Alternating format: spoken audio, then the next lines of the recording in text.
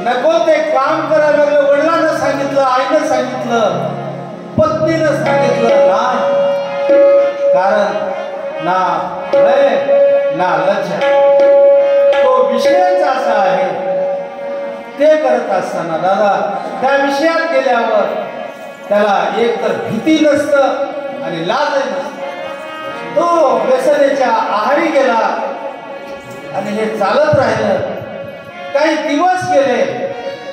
गावामध्ये संन्यासांचा, साधूंचा, संतांचा जथ्थाचा जथ्था. जथ्था म्हणजे दिंडी चालली तुमच्या भाषेत. आले महाराज गावात. विचारलं, कोणी विचारतं ना एखादी. आता त्यावेळेला एवढं तर नक्की माहित आहे, याच ठिकाणी आमचे सगळे चंपतराव पाटील होते, शिंदे पाटील होते, हे बरीच मंडळी या ठिकाणी होती. भजन चालू होतं. मला चोरायनं अडवलं, चोरायनं मला लुटलं. चोर सुद्धा आलते ना, त्यांना रस्ता माहीत नव्हता इथं विचारायला. हे मंदिर नव्हतं एवढं दादा. म्हणले गाव कुठं आहे? अरे गाव कुठं जावं म्हटल्यानंतर ते पळून गेले. हे बिचारे आमच्या टाळकरी भजन म्हणत बसले आणि मलाच लुटून आले होते ते. आहे ना, पुरावा तुम्हाला माहित नाही, यांना माहित आहे. तुम्हाला काय माहित आहे? फार वर्षाखाली गोष्ट, 20 वर्षाखाली. ठीक आहे. आजही गावात नवीन कोणी आला तर तिथं मंदिर कुठं आहे असं विचारतात. तसं त्या सगळ्या वारकऱ्यांना म्हणा, साधू संतांनी विचारलं, बाबा वारकऱ्याचं घर कुठं आहे? ब्राह्मणाचं घर कुठं आहे? त्या काळात असा कोणी एखादी महात्मा, ऋषी, साधू, संन्यासी कोणी जर आलं तर त्यांनी ब्राह्मणाच्या घरी जायचं. त्या ठिकाणी थांबायचं. त्यांच्याकडून जे मिळालेला प्रसाद स्वीकार करायचा, चालायचं.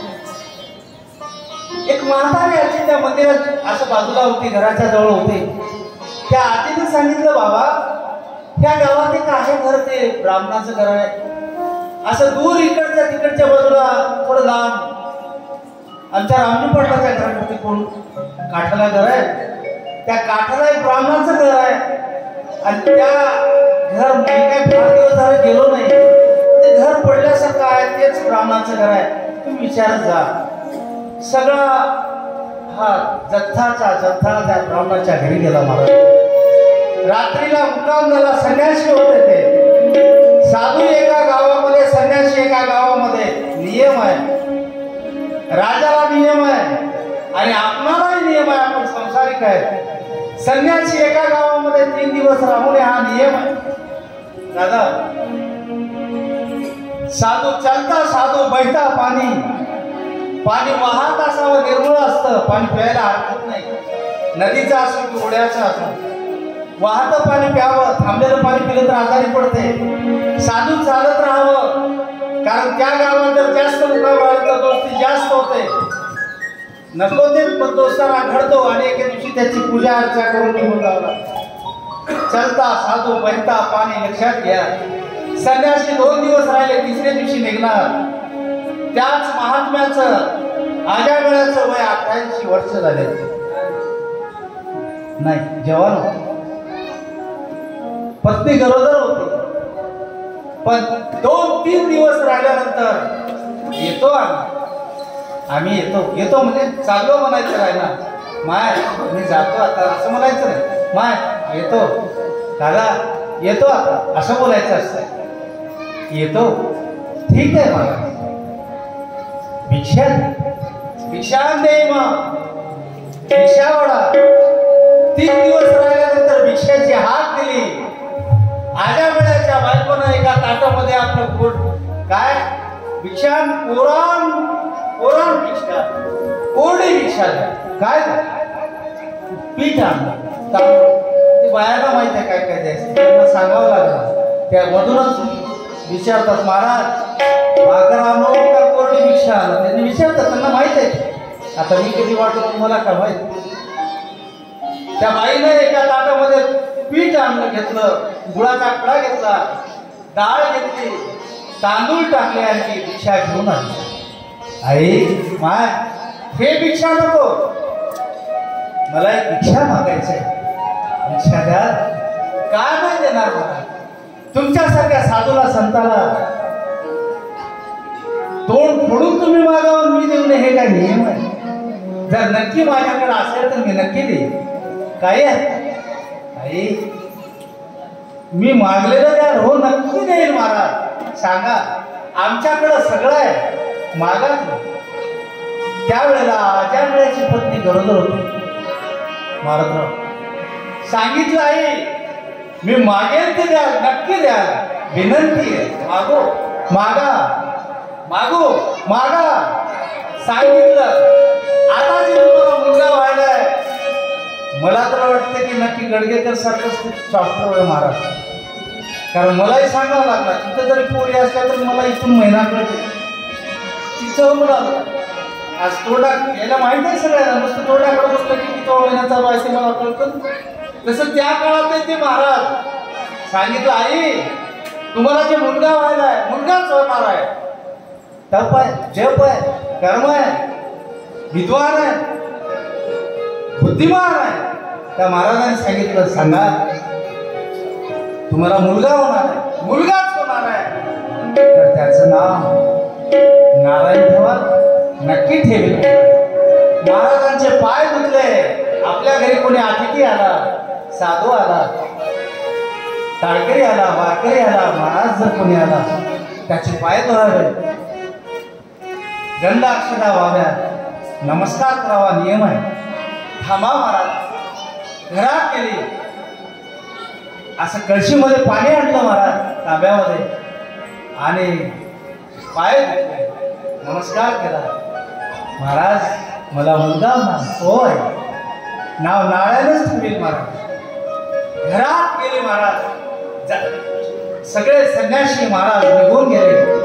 जातानाच म्हणायला लागले नारायण नारायण श्रीमंत नारायण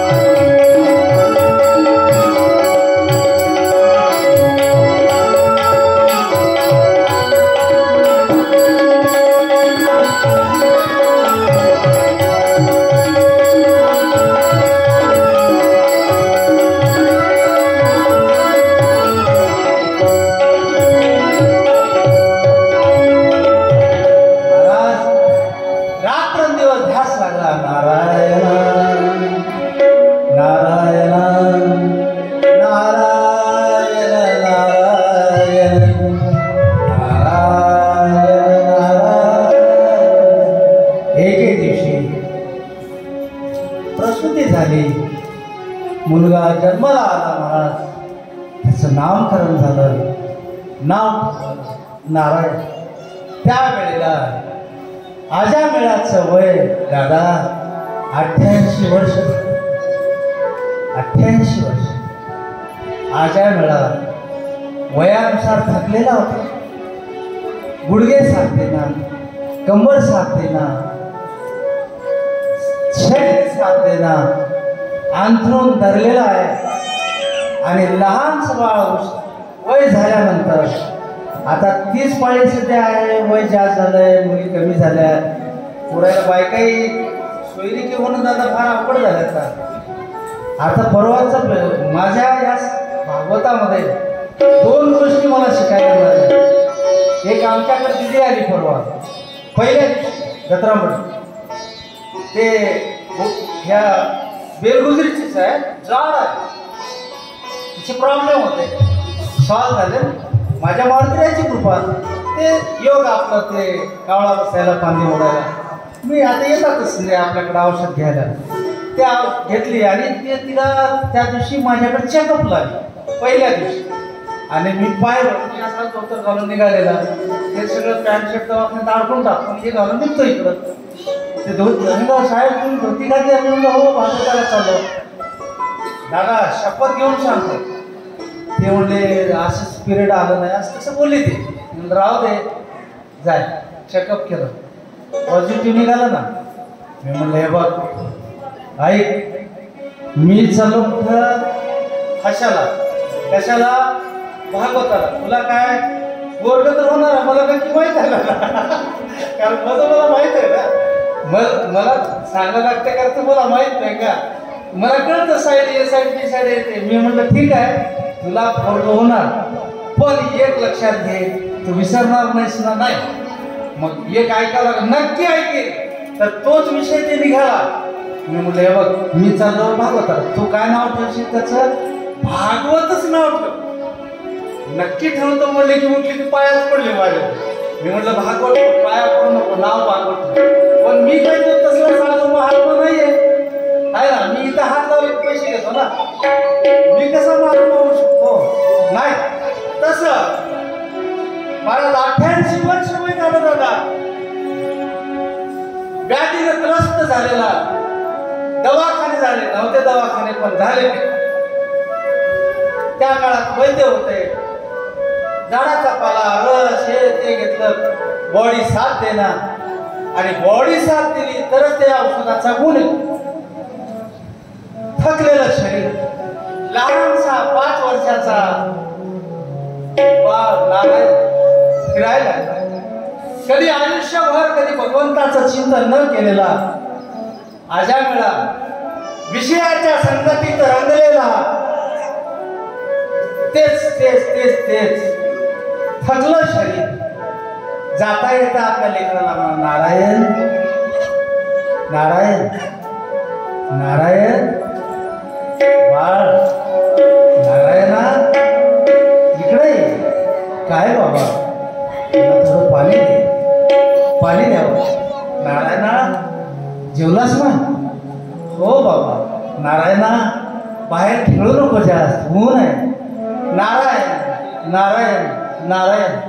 आयुष्यभर कधी चिंतन न केलेलं, भजन न केलेला माणूस, पण लेकराचं नाव नारायण आहे. जाता येता आणि म्हातारपणात झालेलं लेकरू, गरिबीतून श्रीमंत झालेला माणूस दादा फार प्रिय असतो. नारायण नारायण. थकला महाराज, अंथरुणावर आहे, दिवस मोजतो आहे. एके दिवशी नारायणाला आवाज दिला, नारायणा बाळ, हे बाळा जवळ बसव. आणि आपल्या बाळाला बोलायला लागला, नारायणा अरे नक्की बघा मावशी, तुम्हाला माहित आहे त्या बाळाला माहित नाही, ज्या वेळेला माणूस मरतो, शेवटचे क्षण मोजतो, त्यावेळेला तिथे मृत्यू दिसतो त्याला.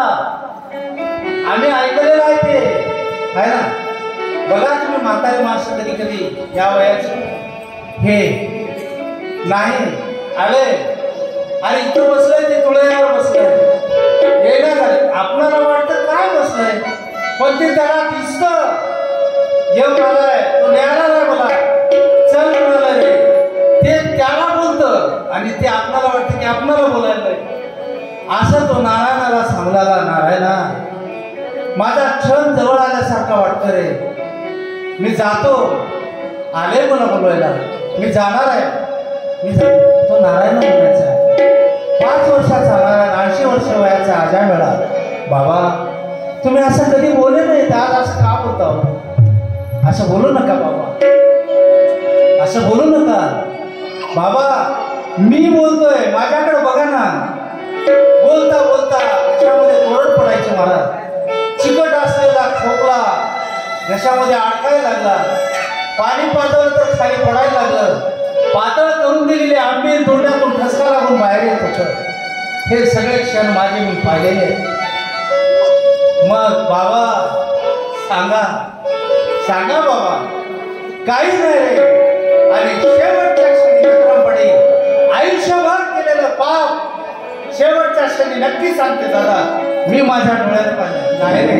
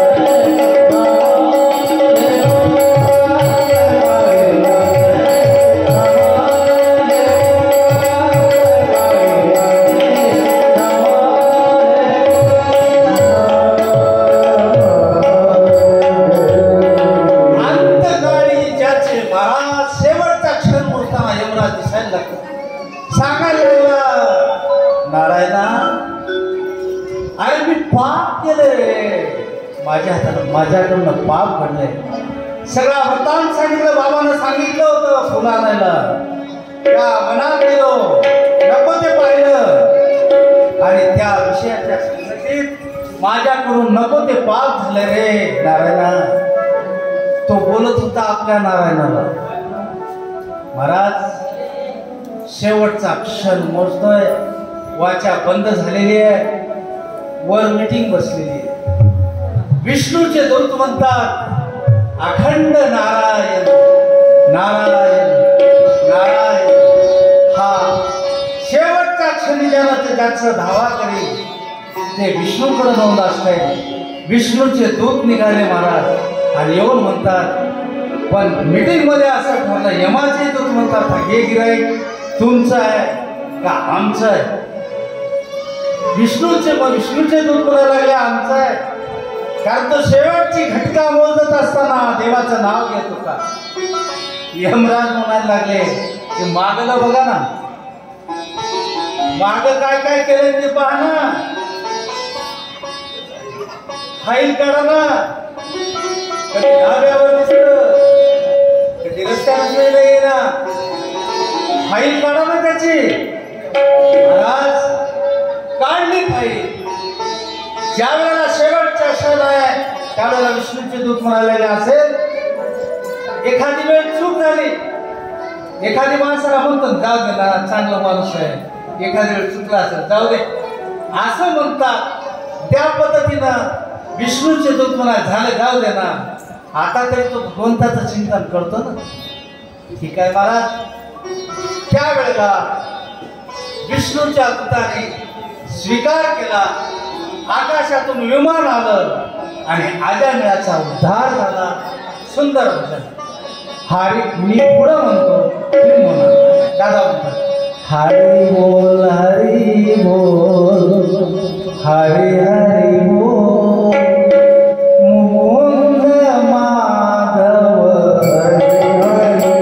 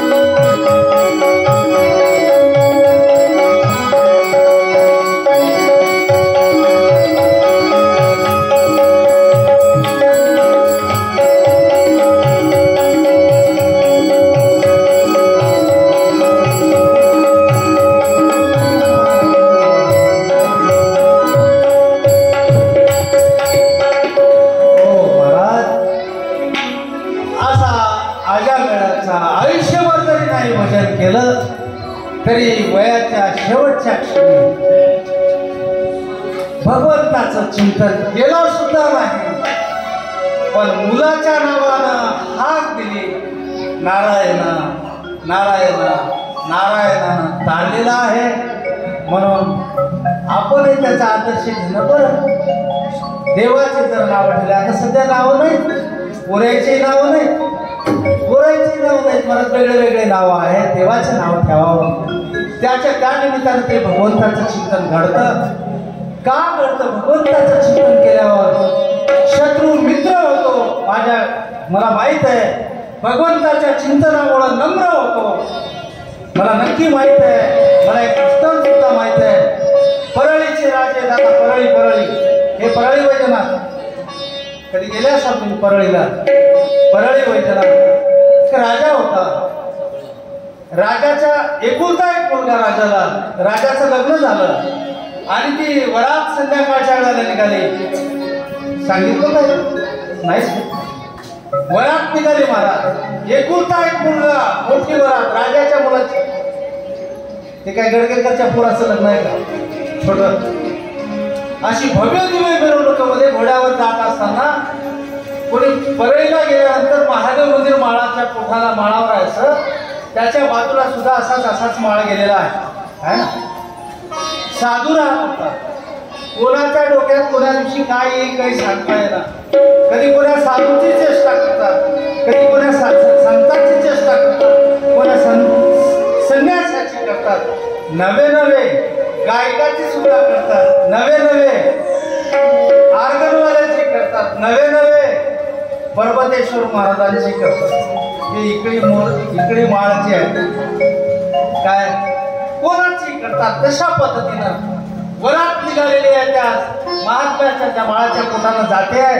त्या ठिकाणी जाता जाता तो घोडा मेला. वरात चालू असताना घोडा मेल्याबरोबर राजाच्या डोक्यात आलं. कोणी म्हणायला लागलं, महाराज या ठिकाणी साधू राहत ते असं म्हणत होते, तो चमत्कार दाखवतो, तो असं म्हणतो, तसं करतो.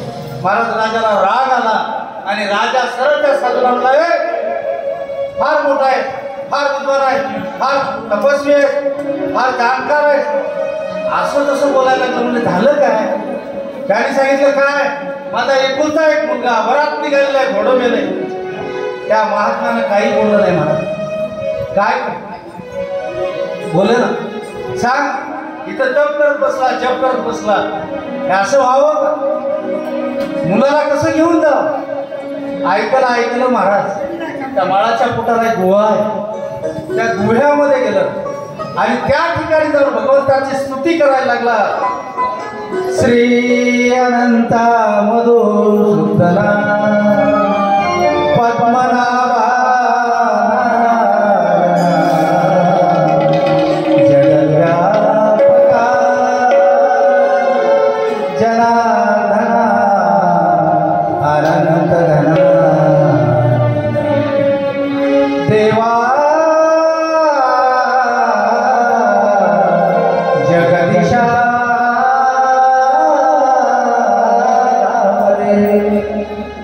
हे जगदीश, हे भगवान, काय आहे माझी चेष्टा?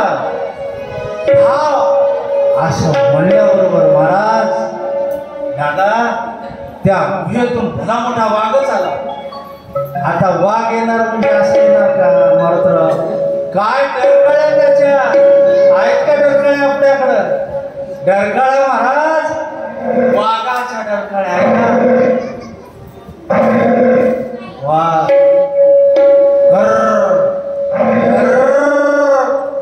असा आवाज आल्याबरोबर मारुती पडेल, दत्तारी पडेल.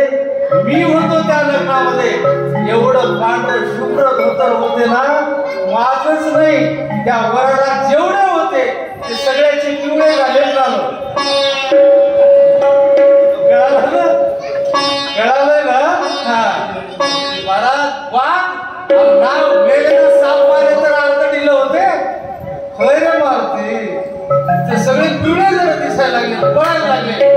त्यावेळेला महात्मा एवढं समाधी लावलं महाराज आणि सांगितलं, देवा तू कृपाळू आहेस रे, तू दयाळू आहेस, तू येतोच मला माहित आहे. आला पण देवा अशा आवाजात कोण बसले? असं जर तू आला डरकाळ्या मारे असं म्हणल्याबरोबर साधूचं काय करतो देव? तो तुमच्या घरात मांजरी येते, कधी कधी लाडाची राहते, घरात फिरणारी राहते, आल्यावर तुम्ही भाकरी करायला स्वयंपाक करायला बसता, ती तुम्हाला पेटून जाते, कधी कधी मांडीवरून जाते, अंगावर खेळते. तसा वाघ त्या महात्म्याच्या पाठीला घासून जातो. कधी पाठीला घासून जायचा, नुसतं पाठीला घासत नाही दादा, तर तो पाय चाटायला लागला. वाघ सांगितलं देवा झालंय, पण पुढं मेलंय, तुम्ही जाल. वाघ राजाच्या मुलाच्या समोर गेला, उभा राहिलं. ताकद असं दादा त्या राजाच्या मुलाची वाघावर बसायची. विनंती केली, महाराज बसा. परळीची गोष्ट आहे, ती फार दूरची नाही. तो राजाचा मुलगा वाघावर मिरवणूक काढतो, तो आज ठीक आहे. पुन्हा प्रश्न केला परीक्षितीने, महाराज सांगा, आज तर एवढ्या कथेचं विवेचन करायचं आहे, मग काय? आज फक्त प्रल्हाद आपल्या ठिकाणी येणार आहे, म्हणून तयारीत राहा. आपल्याकडं फक्त अर्धा तास आहे. नारायण नारायण बोला.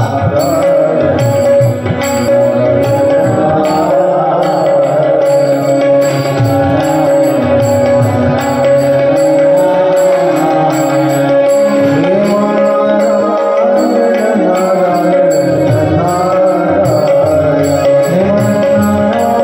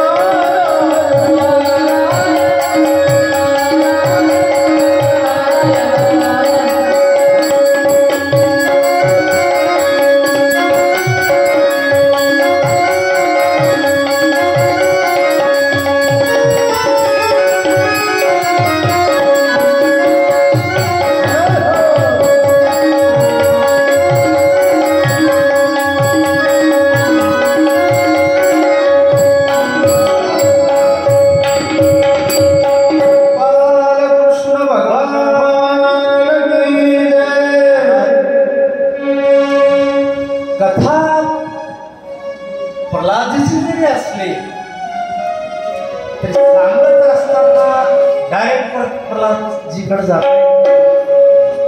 दोन भाऊ, एकाच नाव हिरण्यकक्ष आणि एकाचं हिरण्यकश. युद्ध झालं. तो हिरण्यकक्ष, हिरण्य म्हणजे काय? सोनं. कक्ष म्हणजे काय? डोळे. असं महात्म्य होतं दत्तारी पाटील साहेब की तो जिथं बघलं की सोनच पाहिजे. काय नशीब असं. आम्ही जिथं बघता तिथं मातीच हाय ना. उलट सिस्टीम आपले उलटेच घेर ना. हा, तो जिथं पाहिजे याला पाहिलं काय? सोन्याच आमच्या सिस्टीम वाले जातात माहिती. ते डबा आहे ना, हे काय याला काय म्हणतात? बॉक्सला पाहिलं की सोनच. त्यावेळेला मी नव्हतो, नाही ते बॉक्स सोन्याचाच करून दिला. हिरण्य म्हणजे सोनं, कक्ष म्हणजे डोळे. असा असलेला हिरण्यकक्ष तो पृथ्वीला समुद्रात बुडवलो महाराज. पृथ्वीलाच. पण देवाला चिंता आहे. तुझी चिंता त्याशी सर्व काय कर. युद्ध लागलं महाराज. त्या समुद्रामध्ये भयानक युद्ध झालं आणि हिरण्यकक्षाचा वध केला. हिरण्यकक्ष मारला गेला पण भावाला लागला. माझ्या भावाला देव म्हणून मिळवतो. देव असा एवढा मोठा आहे का तो? मी काय कमी आहे का? बघतो देवाचे म्हणून हिरण्यकश्यप निघाला महाराज. आल्याबरोबर त्याने सांगितलं, मी आजपासून तपश्चर्या करणार. तप केल्याशिवाय कोण निश्चयाचे बळ तप करायला वनात गेला. वनात नाही, जंगलात गेला. काय तप केलं त्याला सांगतो. नुसते हवा खायची, नुसतं वारं खायचं, पानं खायचे, दिसलेले फळं खायचे आणि पायाच्या अंगठ्यावर उभा राहिला. दोन्ही नाही महाराजराव, एकाच पायाच्या अंगठ्यावर. चिंता त्याला. तपश्चर्येनं त्या भगवंताला आपलंसं करून घेतलं.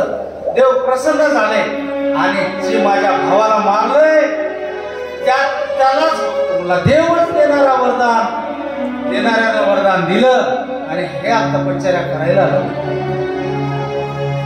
झालं महाराज. गावात आला. आजपासून सप्ताह बंद, भागवत बंद, कोणी देवाचं नाव घ्यायचं नाही. नव्हे, पुण्या आपल्या मुलाला सुद्धा ते संस्कार लावायचे नाही. सगळं काय करा, सगळे एका जागी बसत जा. गारेगाव भाड्याला जा. नको ते आणा, नको ते खा, नको ते पिया. मग शाळेत जाऊन गुरुजीला सांगितलं, गुरुजी विनंती नाही, आदेश आहे, मुलांना असंच शिकवा. भजन करायचं नाही, पोथी पुराण ऐकायचं नाही, भागवतात बसायचं नाही. सांगा, सांगितलं. सगळं भजन बंद. सगळं भजन केलं पण चिंता त्याला. असं करता करता महाराज बरेच दिवस झाले. फक्त प्रल्हाद जन्माला 4 वर्षाचे झाले, 5 वर्षाचे झाले. हळूहळू शाळेत जायला लागले. शाळेत गेल्यावर गुरुजी सांगायचे, भजन मुली करू नका. आदेश, भगवंताचं चिंतन करायचं नाही. काय करायचं?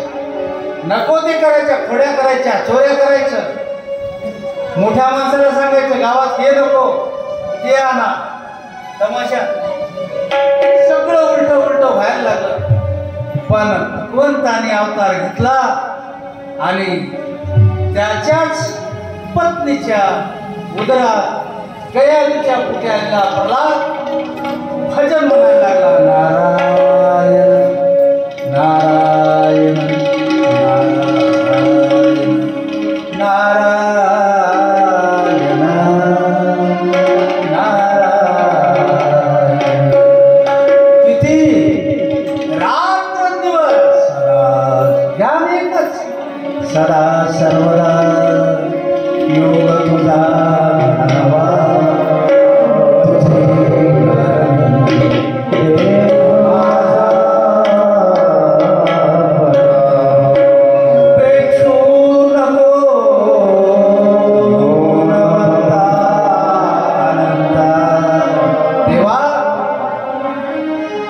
दिवस भगवंताचा धावा करायला लागला प्रल्हाद. एके दिवशी इन्स्पेक्शनलाच गेला तो हिरण्यकशिपू शाळेत. विचार करून दिला आता तेवढा मोठा राजा गुरुजीला काही सोयनं बोलते साधे आपली संस्था चालक सुद्धा गुरुजीचं ते घरी भांडे घासायला जावं लागतं, काम करायला जावं लागतं. त्यांच्या शेतात आता नाव नाही सांगणार पण एका शाळेच्या संस्था चालकाच्या शेतात मी गेलो. प्रामाणिकपणानं सांगतो महात्मा मी या ठिकाणी आहे. त्या शाळेचे चपराशी चंपतराव पटेल इमानदारीनं उसाला पाणी देऊ लागते. हो उसाला पाणी देऊ लागते. हां पाणी द्यायला लागले पाणी त्रास होत. तर एवढा मोठा हिरण्यकशिपू गुरुजीला चांगलं बोलतो. पाहिलं सगळे पोरं खोड्या करायला लागले पण हा प्रल्हाद तेव्हाच काय सांगता ऐकना. घरी आल्यावर समजावून सांगितलं. आईने सांगितलं प्रल्हादा बाळ माय ते राजे तुला विनंती आहे. सत्तेपुढे शहाणपण आहे. त्यांनी सांगितलेलं आपल्याला ऐकावं लागतं. माया भजन करू नको. नाही मला माहित आहे काय आहे ते काय ताकद आहे. मला कोण काय करेल. नाही बाळ. हिरण्यकशिपूला राग आला. सांगितलं प्रल्हादा भजन बंद कर नाही तर विपरीत घडेल.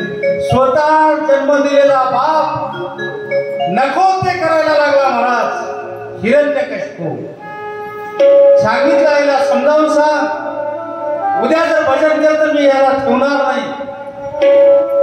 आई पाया पडायला दादा तुला विनंती आहे माया तुझ्या पाया पडतोय. बाबाचा आई बेटा आई भजन म्हणू नको. नाही ऐकलं मला. त्यावेळेला घराच्या बाहेर प्रल्हादाला घेऊन निघाले. कुठं सांगितलं आपल्या अधिकाऱ्यांना त्याला धरा बांधा साखर दंडानं बांधा आणि याला उंच टेकड्यावरच्या डोंगरावर फेकून द्या. गरज नाही मला. माझा भाऊ प्रिय होता. मला माझ्या भावाला मारतंय बदला घेईल. प्रल्हादाचे हात बांधलेले साखर दंड घातलेले. आमच्या चंपतराव पाटलाच्या घराच्या पलीकडे तर राजवाडा आहे. रस्त्याने घेऊन निघाले. गावभर आमच्या मायांना माहीत झालंय आणि प्रल्हादाला जनावरांना ओढत आणावं कसं घेऊन निघाले. आई रडते आहे प्रल्हाद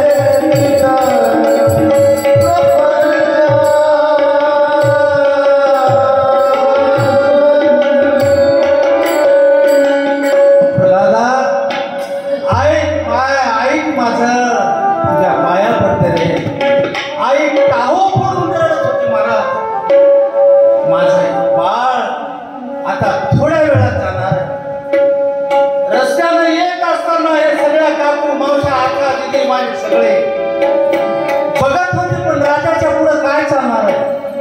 बाबा आम्ही सांगतोय प्रल्हादाला, नेऊ नका, मग त्याला नेऊ नका. महाराज जनावराला ओढत तसं त्या पाडावर घेऊन गेलं आणि त्या डोंगरावरून वरून टाकलं, असं धाडकन जेवढ्या वेगात वरून टाकलं. तुझी चिंता त्याशी सर्व, तेवढ्याच वेगानं भक्त प्रल्हाद वर आला.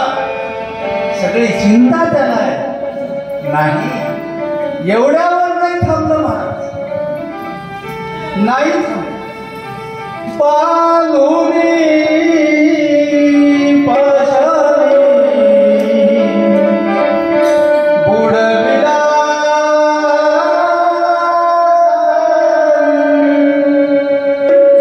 पाषाणाला बांधले. प्रल्हादा ऐक, भजन करू नको. पाठीवर दगड बांधला महाराज, आसमान तलावात फेकून देण्याचा प्रयत्न झाला. प्रल्हाद ऐकना झाला महाराज. पुन्हा बचाव करणार, वाचवणार आपण म्हणतो, वेळ आली होती, पण काळ आला नाही. त्यावेळेला पाण्यातून निघतो, मग एवढ्यावर नाही, तू का म्हणे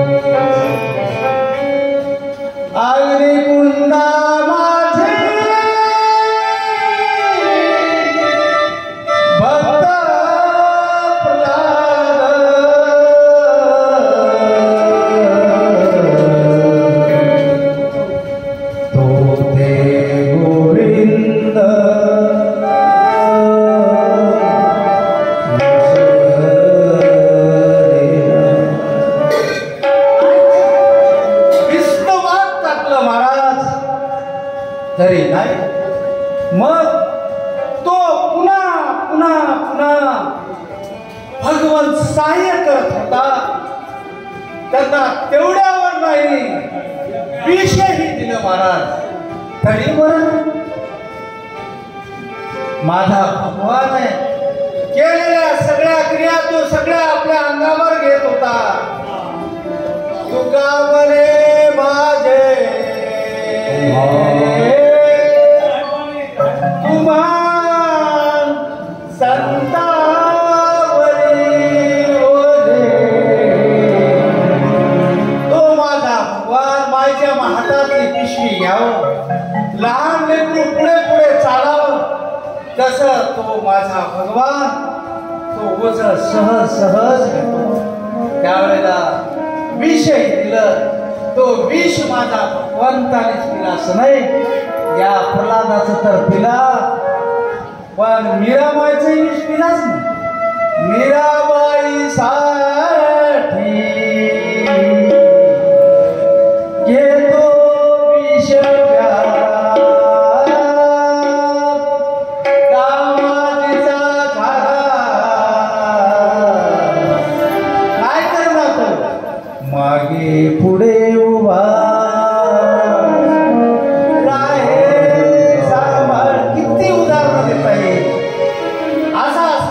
भगवान, तो त्या माझ्या प्रल्हादाच्या पाठीशी आहे. एके दिवशी रात्रीला बापानं बोलावूनच घेतलं होता त्याला, प्रल्हाद इकडे आला. येताना काय मुख्यानं येतं, शांत पद्धतीने येतं, भीतीने येतो नाही. नारायण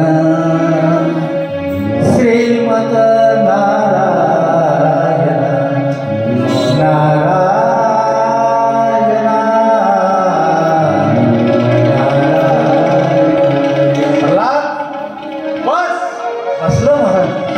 जवळ घेऊन लाडाने सांगितलं आहे,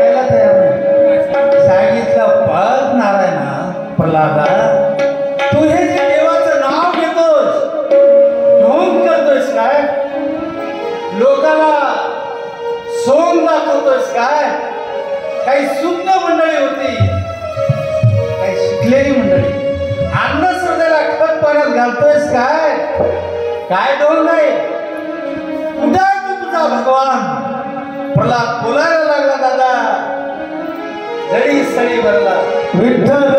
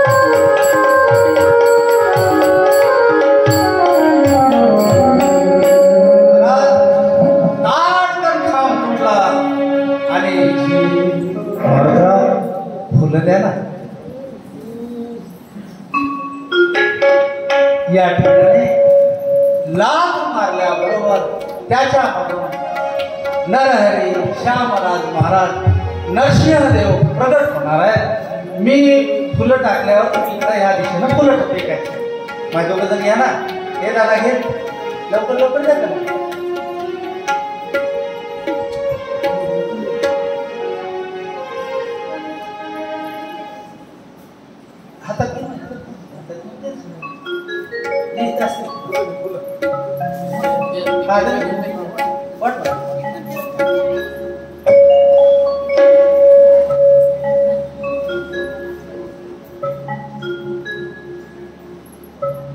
नारायण नारायण नारायण नारायण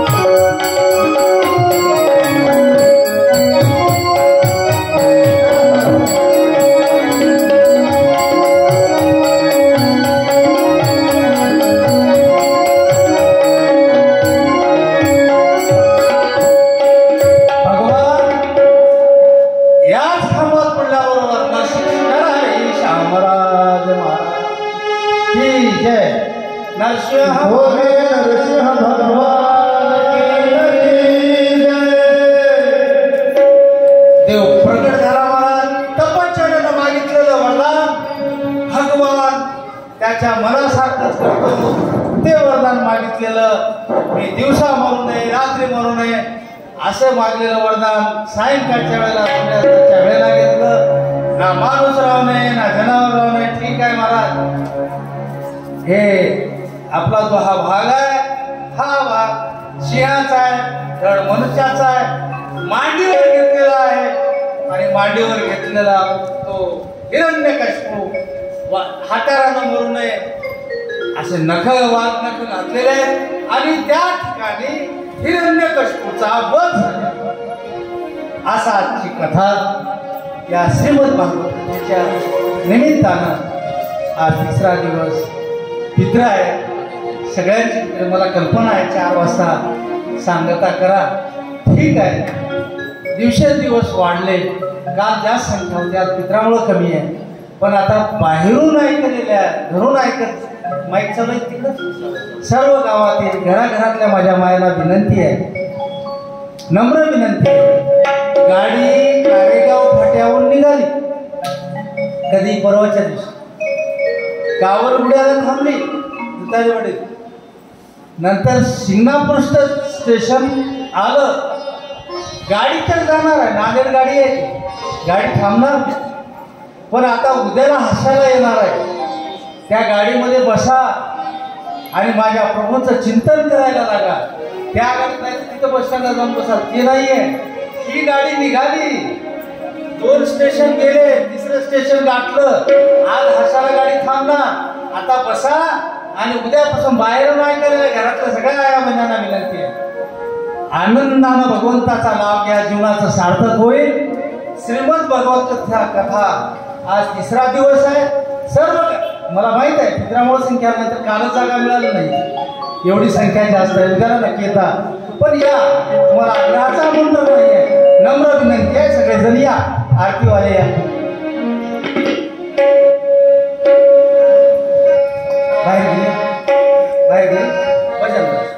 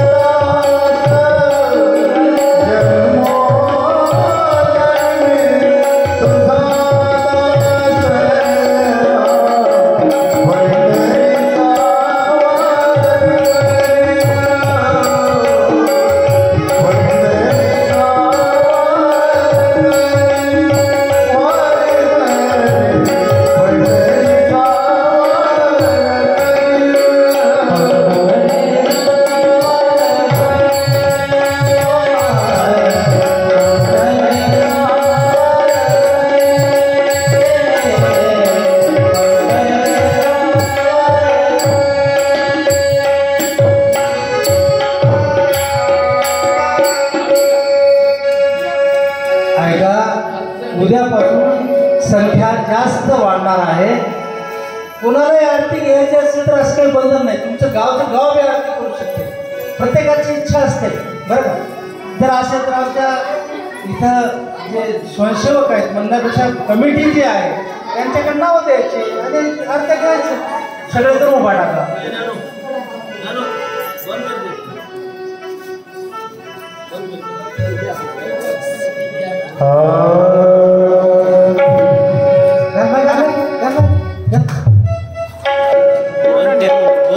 राहू द्या पुढे